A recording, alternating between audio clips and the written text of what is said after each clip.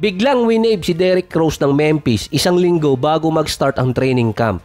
Ito ay after sabihin ni D-Rose nung last April na babalik siya ng Memphis after ding sabihin ni Ja Morant na yung team ang magcha-champion para sa 2025 season.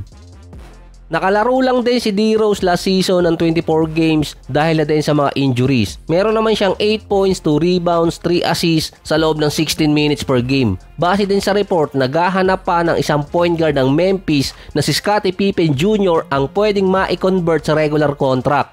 Pwede pang humanap ng isang backup point guard ng Memphis kapalit din ng spot na iniwan ni Derrick Rose.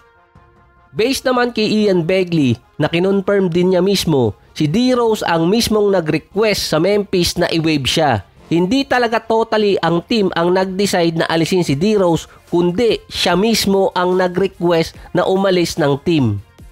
Prior nang pumunta si Derrick Rose ng Memphis, binitawan talaga siya noon ng Knicks. Sinabi rin noon ni Derrick Rose na magre-retire na siya dapat. Naiba lang din kasi ang role noon ni Derrick Rose dahil nga dumating si Jalen Bronson at hindi na rin siya masyado nabibigyan ng minuto. Nung pinapirma naman siya ng Memphis, bumalik ulit siya kung saang city siya dati naglaro nung college. Within this week, malalaman din kung ano ang magiging desisyon ni Derrick Rose kung maglalaro pa ba siya or magre-retire na.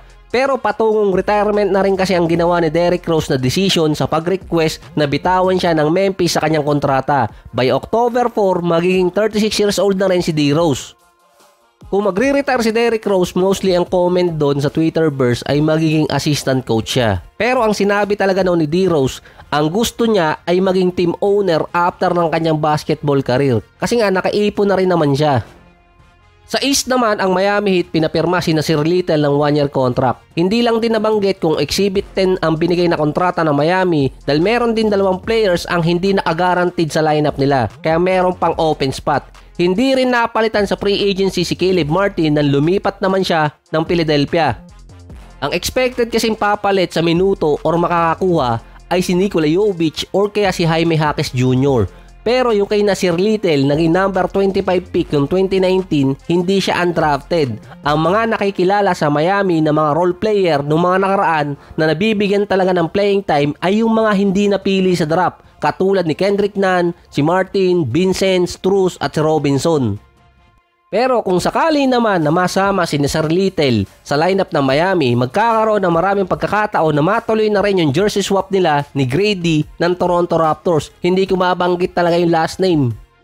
Si Christian Coloco pinapirma ng Lakers ang 2-way contract. Ang problema pala doon, personal doctor pa lang niya ang nag-clear sa kanya after ng blood clot issue, kaya siya naalis dati sa Toronto Raptors.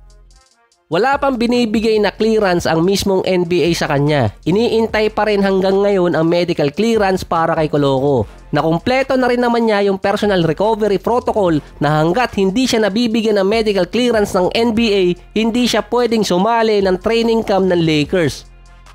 So next week na yon at possible mabitawan din agad si Coloco maalin man ang mauna. So possibility lang to. Hindi agad siya maklear ng NBA or kaya kailangan nang humanap ng iba ng Lakers dahil by start ng preseason sa October, pwede na silang magbitaw ng player para sa official lineup papasok ng regular season.